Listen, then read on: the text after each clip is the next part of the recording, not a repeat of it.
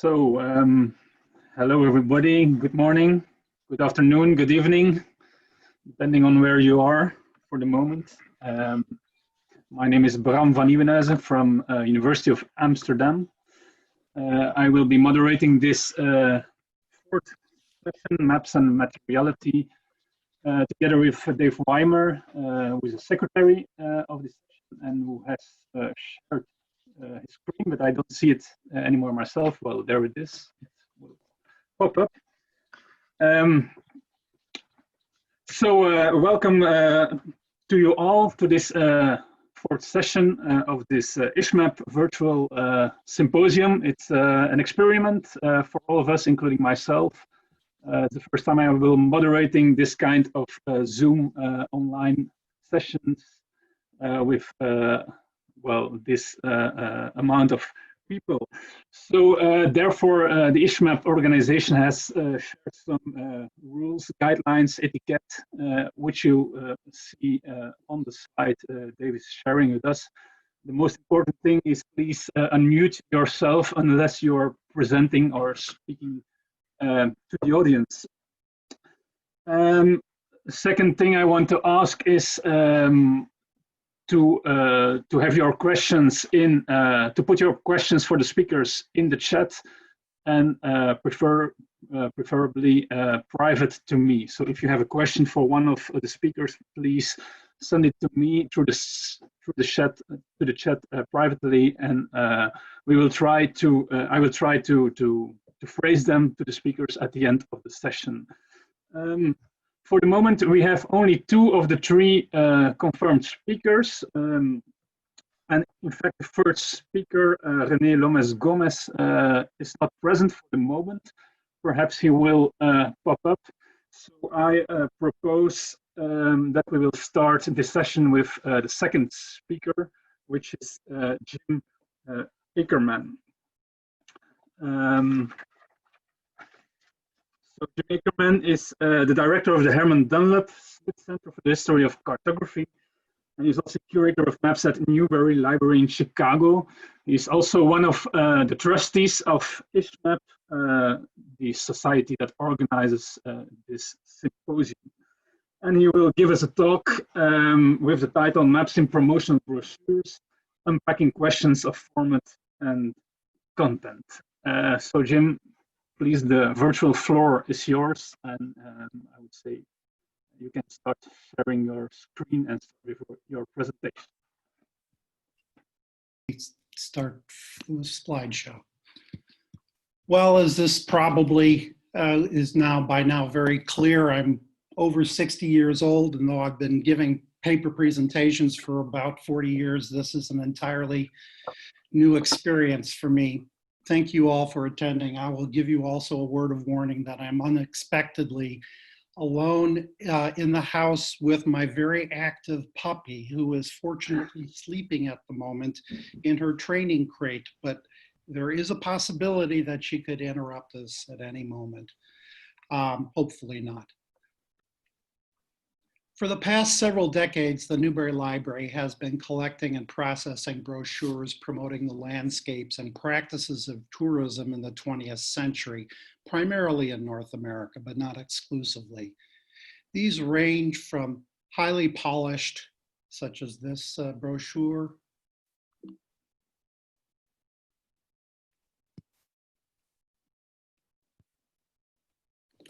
to the drab, such as this one.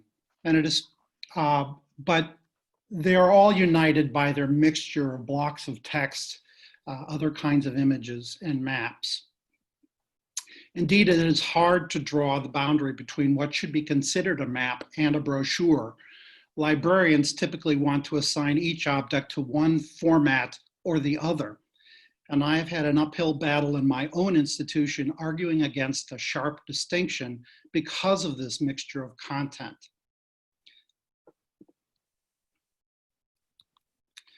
This state highway map of Michigan from 1942 is cataloged at the Newberry Library as a map rather than as a broadside of text or brochure. But I would argue that the reverse of the map is just important of content as the map itself.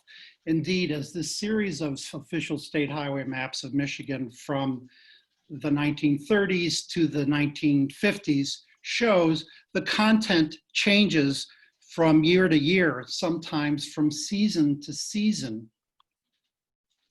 And in the midst, for example, in the 1940s, when Detroit, Michigan was a major industrial center for war production, they dispensed with any reference to tourism altogether and mentioned what Michigan was contributing to the war effort.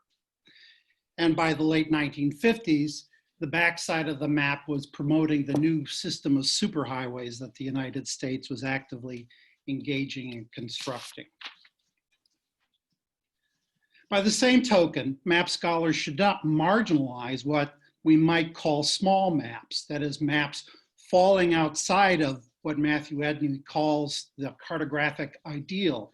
I put it to you in this brochure published by the Port Authority of New York that the map on the left, which is a more typical highway map, is far less interesting, at least to me, than the two maps that are on the cover, front and back of the brochure. I'll rotate that so you can see how they're steeped in the modernist genre of illustration and are also steeped in the moment, which is a moment in which Manhattan was facing an assault by highway engineers who wanted to improve transportation across the country, across the small island, essentially uprooting its traditional life.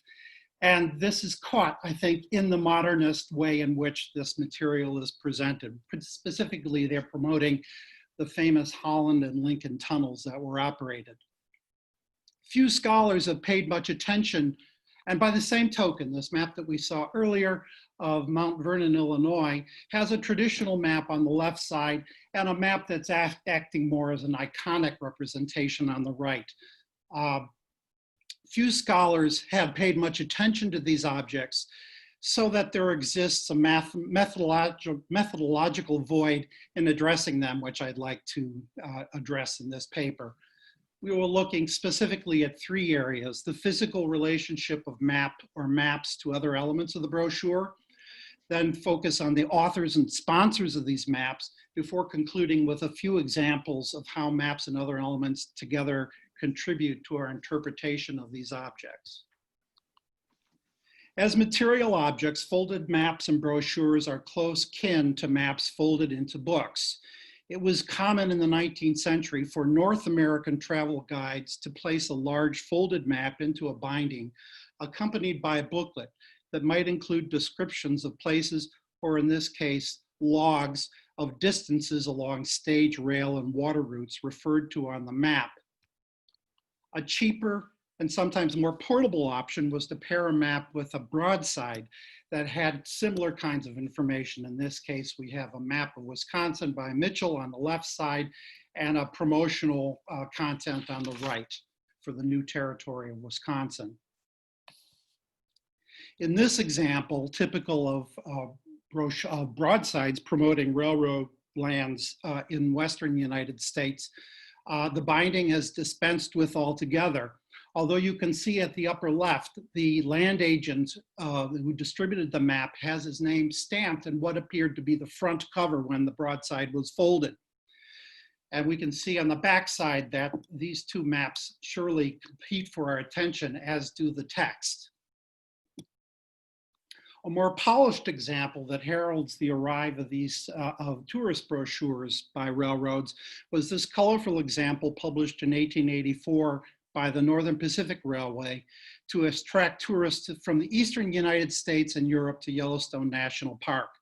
On one side is a detailed map of the park, on the other a description of the railroad route from Minneapolis-St. Paul to the northern entrance of the park, written as a fictional letter by none other than Alice, heroine of Alice in Wonderland, which was published only 19 years before. Ignoring the temptation to dwell on the equation of the national park with a wonderland, let's look at some of the nuances of the layout and the text and the image. The panel that I hope you can see on the right is the back side of the map, if you want to call it that. On the right is divided into 15 panels made by the folds, which we might consider the pages of the brochure. Two of them, when folded, form the attractive front and back covers of the brochure, and this is what the reader would see at first. To the right of this are 3 panels that start the fictional narrative of Alice's letter to her sister Edith, along with 3 views of the terrain on the Northern Pacific Main Line. The reader then must completely unfold the map and turn the sheet 180 degrees to read the remaining panels, which culminate in the sights and sounds of the park itself. An example from the early automobile era uses accordion folds to create a similar kind of guidebook feeling in the context of a rather small folded brochure. This is one sponsored by something called the Appalachian Scenic Highway, promoted by a consortium of hotel owners along the route that they're trying to propose. The front and back covers are in the upper right. I'm not sure if you can see my cursor, but they're up there over on the right. And then immediately to their left are the covers that you would see at the back of the brochure when it is folded. To the far left is the actual beginning of the narrative, interspersed with images of the hotels that are sponsoring and sectional maps. And then you turn the pamphlet over to see the narrative continuing all the way across from left to right.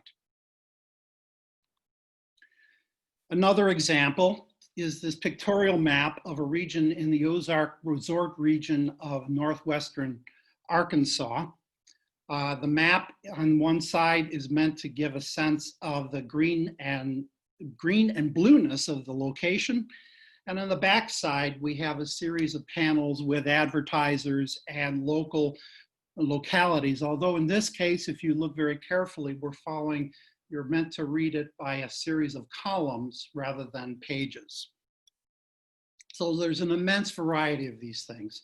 I find it also often useful when there are multiple maps to think about these brochures as, not surprisingly given my history, think of them as little atlases, which will include many maps that are each situated by the folds that you create. So this map promotes the Roosevelt Highway on what is basically the front 3 panels. On the back side is some images. Then we have a map on the entire United States. And then if you unfold the map entirely, you have a series of sectional maps that provide details of the route. On a more modest scale, a similar approach is used by this promotional brochure for the Frederick County, Maryland, just outside of Baltimore. At the upper left, but upside down, is a map of Maryland. Actually, the first map, the smallest scale map, is a map of Maryland. And then we have a more detailed map of Maryland, which provides the adjacent locations and their distances from Frederick, the county seat. Then we have a traditional county map, and then finally a street map of the city of Frederick. And finally, an example that is much more attractive, much more polished. I'll just run in the interest of time, allow you to see that we get down in this map promoting Rhode Island, we get down to these beautiful views and finally culminating in the 10-mile drive, which was meant to take you around the mansions of the wealthy capitalists of the American scene in the early 20th century. On a more modest scale, there are maps that I call populated maps, which take running text on the left side in this case, with the names of sites that are then keyed by numbers to their locations on the map. All of this begs a question: who is responsible for these maps? Well, it's important, really important, when looking at these, to look at the fine print and see the multiplicity of different types of organizations and people that have their hands on these documents. and I am in the habit of doing this. Among sponsors, most famously in the United States at least, are oil companies, a genre that I think many of you are well familiar with. But I'm more interested now in these maps that are published by roadside attractions to gather visitors' attention. Every once in a while it balks on moving forward. Sorry. Some of these which are in very fragile state indeed and need of preservation. Maps that are focusing on hotels or on ferries, all of which use the map in order to situate and hopefully provide a sense for the passing tourist that these locations are essential either to efficient travel or central to the locations of places of interest. Here we go again.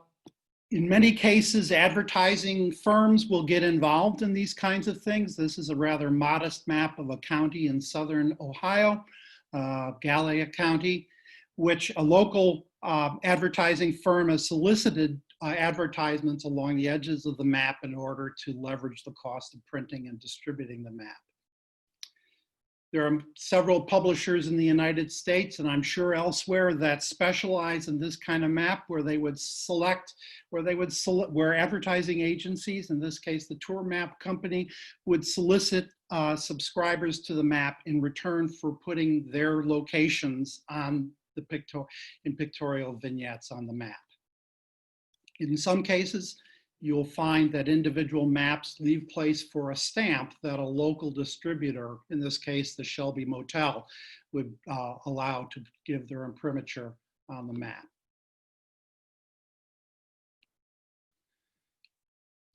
And finally, there are maps that are consortial. In this case, we're looking at the Russian River Wine Road, which is in Sonoma County, California, just north of California. The maps include a series of locations, all of which are keyed to an index on back, which not only references the wineries, but also hotels that have presumably paid for the privilege of being listed on the map.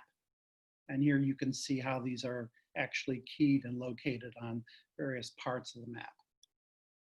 So finally, we turn to questions of why this is important. Yes, 3 minutes. Perfect. Exactly what I was hoping. So I start with this example, which is a map that was published by the Garrett Roads Merchants Association in Upper Darby, Pennsylvania, just an inner suburb of Philadelphia to the west. But it was actually published, you would look down below, by Donovan Armstrong, which was a major marketing firm in Philadelphia.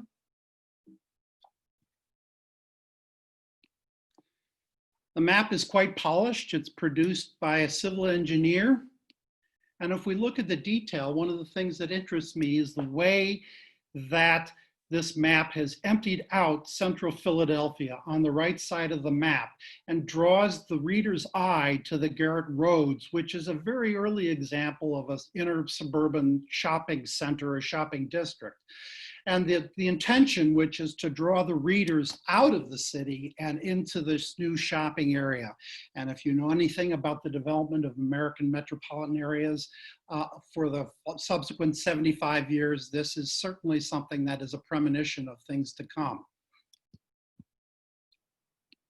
Indeed, the flowery text, this talks about how wonderful this area is and how much busier it is in central Philadelphia at nighttime. And although it references the public transportation lines, bus lines, and rail lines that you can take to this region, this larger map within the portfolio, the clear intention is to draw people that are drawing by car. They talk at great length about the wide availability of free parking spaces in the area. A quite different example, roughly from the same period, looks at North Dakota, one of the least developed parts of the United States at the time, and still, I guess. one of the most least densely populated areas.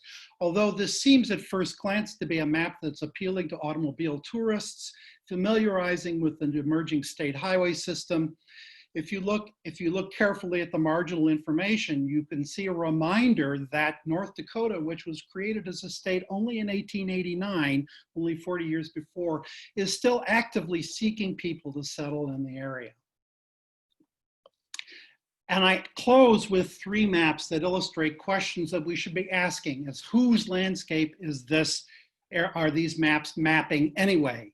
Here is a walking tourist map of Natchez, Mississippi, from around 1980, which features antebellum pre-Civil War mansions that are the products of the wealth created by enslavement. But there's no representation at all of the landscapes of enslavement itself in this city. Or we can look at the Minnesota Arrowhead country, an area to the northeastern part of the state, cheek by jowl with the Canadian border, an area that was much promoted for its outdoors activities, fishing, boating, but which also is not above using stereotypical representations of American Indians as guardians of that wilderness. And then this very attractive map of California from the 1930s in the height of the Great Depression, made by the celebrated pictorial mapmaker and artist Charles Owens, and published by something called the All Year Club of Los Angeles. And you can see these pictorial representations created an image of the landscape which focuses on its tourist attractions, not surprisingly.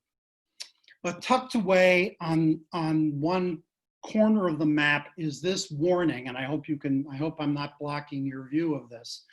While attractions for tourists are unlimited in California, it is necessary to advise persons seeking employment not to come here at this time. When opportunity arises in California, California will gladly make it known. And this reflects the discomfort that the business interests that are sponsoring this map are dealing with, the flood of very impoverished Americans who are seeking employment in factories and in commercial farms at this time. This is all very reminiscent of our own time, isn't it? This disparity between those who can afford to travel and those who cannot. And I think that's the most eloquent argument I can make for preserving these types of artifacts, not only from the past, but from the present, for posterity and scholarship. Thank you very much. Thank you, Jim, for this very interesting and nice presentation. You can perhaps now, stop sharing the screen. In the meanwhile, well, questions can be sent to me privately in the chat, and we will deal with them. I will deal with them afterwards. In the meanwhile, I got a message announcing that the first speaker, René Lommez Gomes, cannot attend the meeting and the symposium for personal reasons. So for the newcomers in this session, that's the reason why we will now already move to the third speaker. And the third speaker is Lucia Pereira Pardo. She's a senior conservation scientist in the collection care department of the National Archives in the UK, and she will gives us a presentation entitled "Revealing the Colorful Palette of a 17th Century Mapmaker: Non-invasive Chemical Analysis of the Pigments in Richard Bartlett's Maps of Ulster." So, Lucia, please have the floor, and you can start sharing. Hello, everyone, and thank you for watching this talk. My name is Lucia Pereira, and I am a heritage scientist at the Collection Care Department of the National Archives in the UK. Today I'm going to share with you some preliminary results of my research into the painting materials and techniques used by an extraordinary map maker from Tudor Britain, Richard Bartlett. We know very little about Bartlett's life and career. He signed some of his maps as Bartlett, which suggests a French origin, but he used to add the suffix North, perhaps trying to make clear that he was English, born in Norfolk. Bartlett is mentioned in some letters to Robert Cecil, from which we gather that he had lived for a few years in Spain. This is surprising because England and Spain were at war at the time, so it is unlikely that he was there working as a cartographer. Some scholars think that he might have been a Catholic. We also know that he worked in Ireland for 3 years at the beginning of the 17th century, serving as a surveyor and cartographer with the troops of Charles Blount, Lord Mountjoy, who was the Lord Deputy in Ireland and was fighting the rebel Irish chiefs in the context of the colonization of Ireland by the English. Being a foreign surveyor in Ireland at the time wasn't an easy job. They had to face the wet climate, poor visibility, the bad state of the roads, lack of comfortable accommodation, difficulty of obtaining guides and interpreters, shortage of materials in remote areas, and above all, the threat of violence from the local population, which was exactly what put an abrupt end to Bartlett's career and life.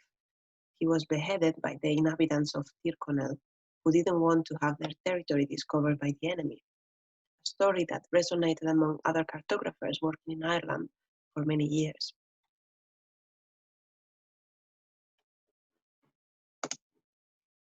So our main source of knowledge about Bartlett is actually his cartographic work, of which 27 magnificent examples are preserved today. We immediately notice that he was extremely talented in many ways, as a geographer, as a cartographer, and also as an artist. His style is absolutely distinctive.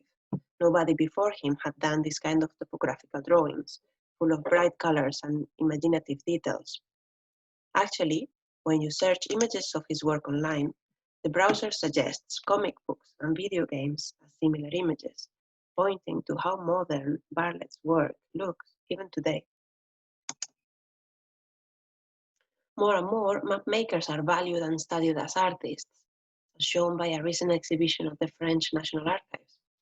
Therefore, the aim of my research is to adopt this approach and shed light on Bartlett's painting materials and techniques. To this end, I am using the methods that are normally applied in the fields of technical art history and heritage science to reveal the materiality of artworks. Namely, I'm using chemical analysis with scientific instrumentation and research into historical painting treatises.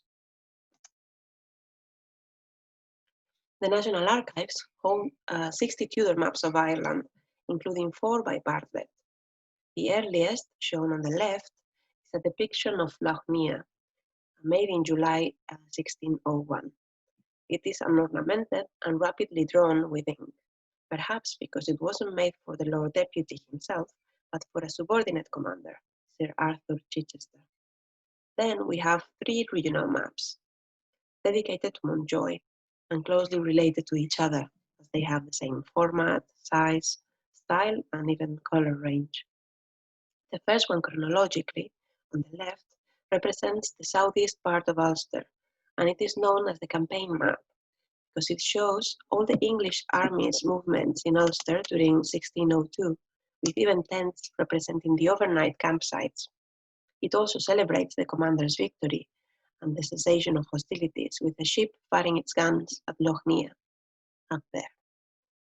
The second one, entitled A General Description of Ulster, uses a smaller scale and is a more neutral and academic geographical portrait, without any travel notes or references to recent events. The latest map, this one, is the so-called base map, likely made after the death of Elizabeth I in March 1603, as her royal arms are absent from the map. This is again a neutral map, representing the northwest coast of Ulster, with Donegal and Sligo bays. Interestingly, an area outside Mountjoy's command and not under threat, so perhaps it was mapped to study a possible invasion route to the north of Ulster. To provide you with a bit of archival context, I will say that these maps were extracted from the State Papers Ireland series. Specifically, the 3 regional maps by Bartlett were enclosed in a letter sent by Sir Thomas Ridgway, who was the Treasurer of Ireland, to Robert Cecil, the Secretary of State in London, in March 1609, as a follow-up to a meeting they had had the previous day. Ridgway was part of a commission sent to Ulster in 1608 to survey the lands of defeated rebels after the 9 Years' War, with a view that recommendations would be made to the King James I to dispense these confiscated counties in Ulster to his allies. So now I'm going to briefly introduce the scientific techniques that I used for the analysis of Bartlett's regional maps. First, to gather information about the distribution of pigments across the maps, I used multispectral imaging, taking photographs of the maps under ultraviolet and infrared radiation. This allows me to create false color images based on the material's response to these radiations, which, as you see, change color with respect with the normal visible image on the left. If we then compare the colors of the maps in these images with references of known pigments imaged in the same way, we can start comparing colors and narrowing down the list of possible pigments used in the map.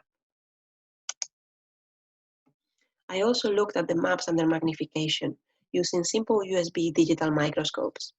This was extremely useful to observe details like brush strokes, the pigment particle size, if there were mixtures of different pigments, the presence of color glazes, like here, as you can see, to create the three-dimensional effect in the buildings. And also we can start investigating some deterioration phenomena, such as the detachment of the gold ink or the darkening of some pigments. I then used X-ray fluorescence spectroscopy to analyze the chemical elements present in the different colors of the maps. For instance, in the slide, you can see the high content of copper in a green area of the map. We know that copper-based greens, like verdigris or malachite, were actually commonly used in this period, specifically verdigris. And finally, I used Raman, FTIR, and force spectroscopies, as they are complementary to the previous techniques I showed you, and they inform us about the molecular composition, giving us a fingerprint of the specific compound used as a colorant. As you can see here, we find that the pigment is copper carbonate and the substrate is made of cellulose. Another advantage is that some of these techniques can detect organic materials, such as natural dyes. And let's move on to the results now. I am going to briefly summarize the materials identified in Bartlett's maps. First, we found iron gold ink with a high content of copper and perhaps some carbon ink mixed that was used for the outlines, the characteristic cross-hatching used for the shading of the mountains, and any written text in the map. Then gold ink of high purity was used for some highlights and for decorative elements. Vermilion was used in the reds and red lead in the orange hues of the buildings. This explains why some buildings appear black. Like you can see here, this is not deliberate, but it's a common degradation of red lead, a pigment that is prone to darkening. An organic red dye extracted from crushed insects like cochineal was used for the pinks and the shading of the buildings and other elements in the map, like the compass. Purple hues are also organic, based on a mixture of indigo or woad with a red colorant, likely madder. Blue is a basic copper carbonate, likely synthetic azurite. It's called blue verdigris, and you can see here the bigger particle size compared to the other pigments. Greens are copper-based, such as verdigris, and organic in other areas of the map, like sap green. Two types of yellow were also identified. An organic dye that is fluorescent under UV light, so you can see here, and an arsenic sulfide. Preliminary results on the arsenic sulfide with Raman spectroscopy suggest that it could be an unusual synthetic glass, but more tests are needed to discard any artifacts due to laser-induced photodegradation of the pigment. The binding media is likely a vegetable gum, like gum arabic, and the substrate is normally paper, and parchment in case of the monochrome map. Therefore, we now know that Bartlett was using a varied palette composed of mostly natural dyes extracted from both plants or insects and synthetic inorganic pigments. Some of the materials he used were expensive, such as the gold or the imported dyes, like cochineal, and some were quite unusual, such as the arsenic sulfate glass that I mentioned, as we will see in more detail next.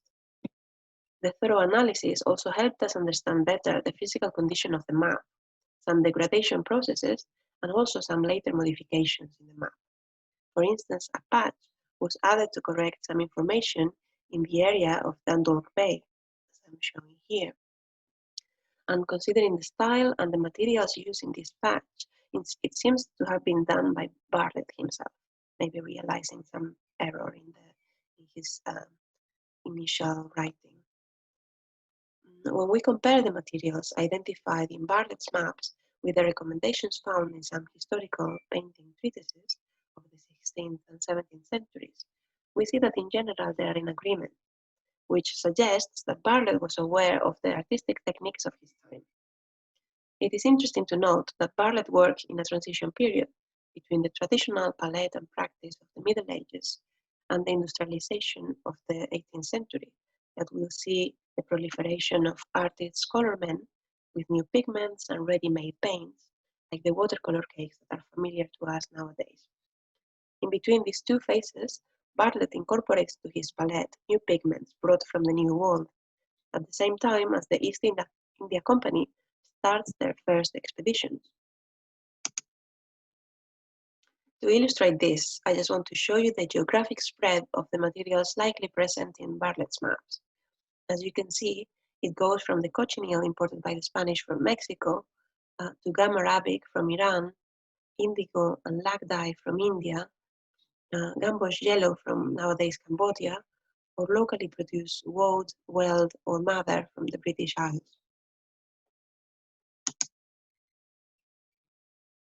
Coming back to the arsenic sulfate glass, this is a synthetic yellow pigment that, although it is described in some alchemy treatises since the late 15th century, it has been very rarely identified in artworks. On the left side of the slide, I am showing you the only instances that I am aware of. Two 16th century Italian illuminated manuscripts, a 17th century Dutch oil painting, an 18th century Flemish polychrome sculpture, and some British designs for textiles. And only recently I knew about 19th century Japanese prints where this pigment has been identified as well. So if we confirm its use by Bartlett, it would be the earliest instance determined in British art. The advantage of using this synthetic pigment over its mineral counterparts like realgar is that the latter are known to be very sensitive to light and tend to react and change color. So converting them into glass make them more stable. Finally, we found evidence that although map makers of the time in Ireland often remained anonymous, worked in isolation, and had many difficulties to access the works of other cartographers, Bartlett's work was actually known to other compilers and artists. For instance, copies of 7 of his topographical drawings appear in John Norden's book, A Description of Ireland, and a large format oil painting depicting the siege of Kinsale, currently at Trinity College Dublin, has been attributed, if not to Bartlett himself, at least to an artist copying one of his drawings, which is now lost. This is considered actually the best topographical painting of its time in Europe. This one here. So further work in this project will involve extending the analysis to the work of other Tudor map makers to try and answer questions about the way they worked, possible influences between cartographers or even across other artistic media, and whether we can detect signs of a certain standardization of the profession, and so on. To do this, we have a collaborative project with scientists and humanists across the UK and the US to apply advanced imaging techniques like XRF mapping and AI processing tools to the systematic analysis of a large corpus of maps at the National Archives. Further work will also aim to build a reference library of dyes to be able to obtain more accurate results on the use of natural dyes across the maps collection.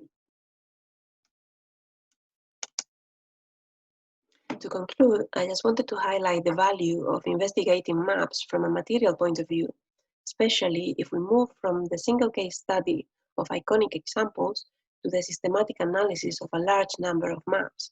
So we start seeing the bigger picture of their production context and identifying trends. This is possible thanks to the new instrumentation available that is non-invasive, non-contact, highly portable, and more automated. Finally, I hope I demonstrated the interest of pushing the boundaries of our own discipline and start collaborating and using the methodologies of other areas of research. Thank you for your attention, and please feel free to ask any questions you may have. You have my email address on the slide. And I would like to thank everybody who helped me during this project with very fruitful discussions and complementary techniques of analysis. They are all listed on the slide. Thank you very much.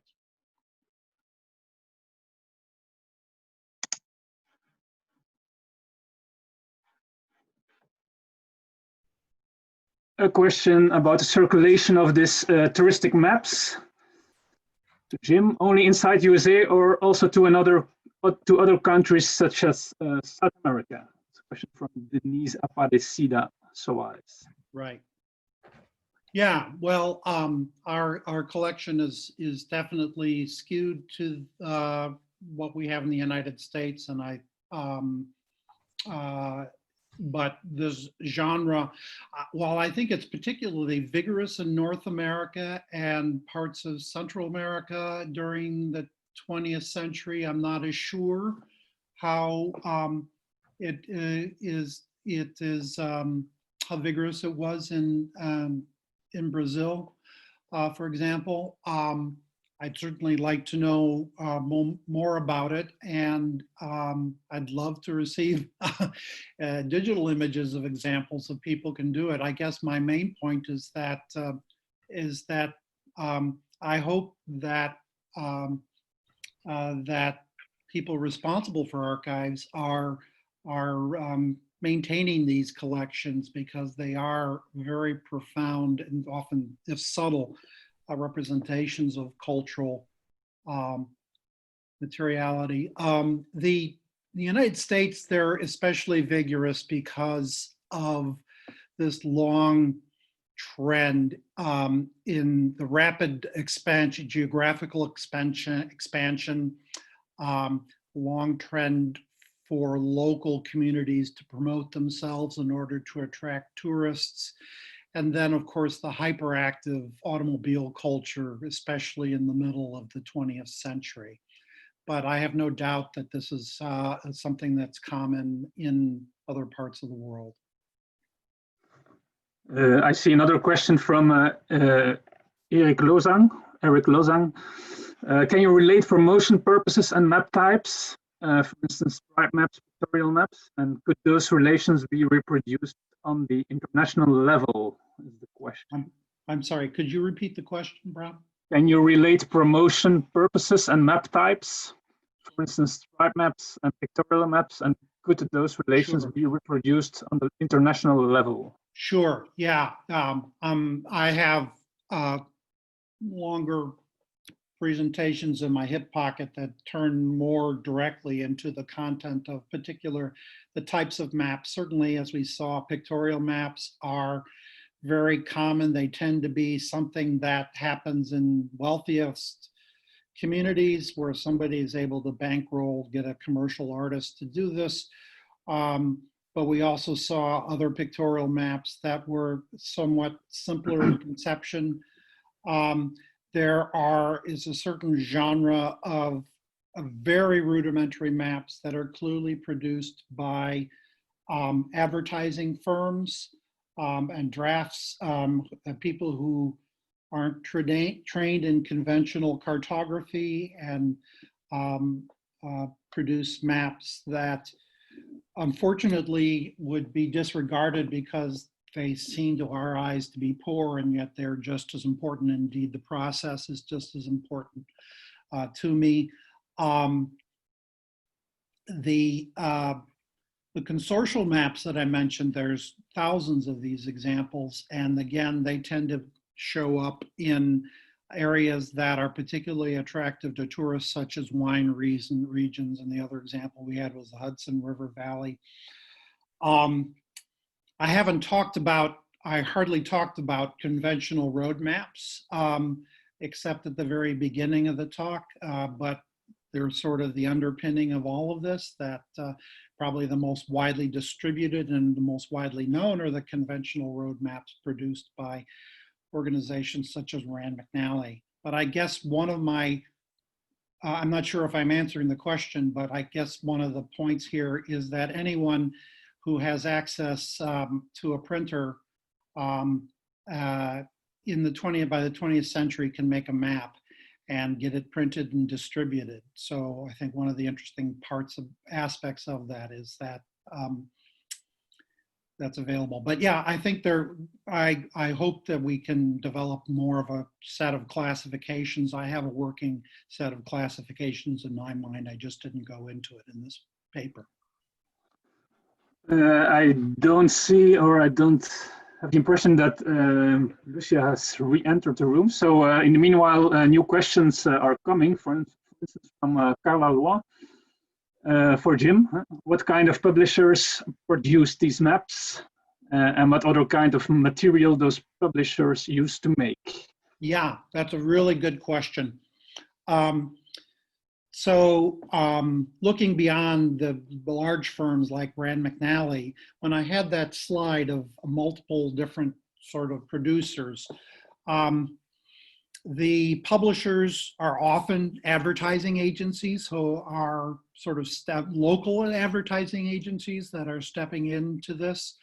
You will see a lot of, there is, since the 19th century in the United States, a tendency for printers who started making their living as printers of newspapers would go into this kind of job printing because the investment involved in maintaining a printing press, especially if it was something like a steam press, was very cost and labor intensive, and they were looking for ways to supplement that income by producing these kinds of brochures and publications. You'll find even some examples of companies that engraved stock certificates and printed money when it wasn't all uniformly printed by the American Mint.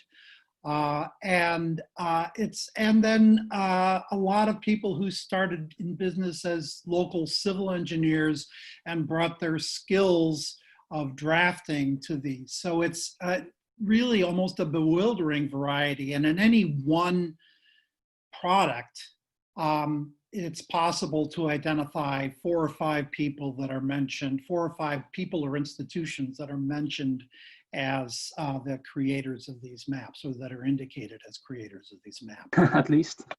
We have some 4 minutes left for questions.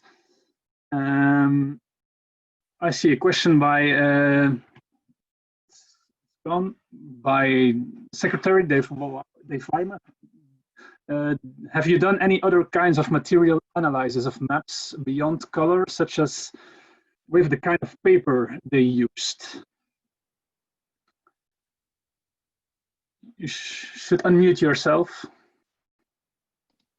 Yeah. Yeah, sorry. I haven't looked into the substrates very much because maybe the techniques that we have available in our lab are not ideal. We try to have a non-invasive approach, and normally to look at paper, people tend to take samples. So we are trying to conduct all our analysis non-invasively as much as possible. But it's definitely also an interesting area of research. And ideally, what we want to do is to analyze as many as possible. So we build a reference to compare across collections and to have a better understanding of the materiality. I still notice that the audio is still a little bit bad. I see another question by Louis Rodrigues. For the maps on parchment, did you find any trace of preparations of the support before applying the pigments? Actually, not on the parchment. But the paper seems to have been prepared with a layer of glue, if I'm not wrong. But I think for this kind of analysis, we would, a more invasive approach would be necessary. People tend to take samples. Otherwise, you get the signal of those materials that normally are in a very, very low concentration gets masked by the substrate itself. But it's a definitely interesting question. I will pay more attention to substrate preparation from now on. Thank you. And because I don't see any other questions, I have perhaps a question myself. You talked about, well, the results of your analysis do tell things about production and also about conditions, preservation, but do your results also tell you something about actual map use by the people of the time? Or is that much more difficult? Actually, you can see that some maps have been folded and some pigment transfer has happened from one side to another side of the map. So I wonder if they were the paint was still fresh when they were sent back to London. So definitely the use of the maps also leaves a material imprint. And for instance, I know of people doing research into DNA residues, not on maps, but on other type of materials. So they can, on illuminated manuscripts, for instance, they found DNA that showed that the user of that book was a prayer book, was kissing a particular image, a particular miniature in the book as a devotional act. So definitely the users also leave an imprint in the materials. Okay, thank you. Well, I see it's about time. So I want to thank the speakers again for their two interesting talks. Unusual session, but it was an experiment and it will continue to be an experiment. There is book chat next, this time in another room. I would say have a nice conference, have a nice day, have a nice evening, have a nice afternoon, and see you in the other sessions. Goodbye, everybody. Thank you very much.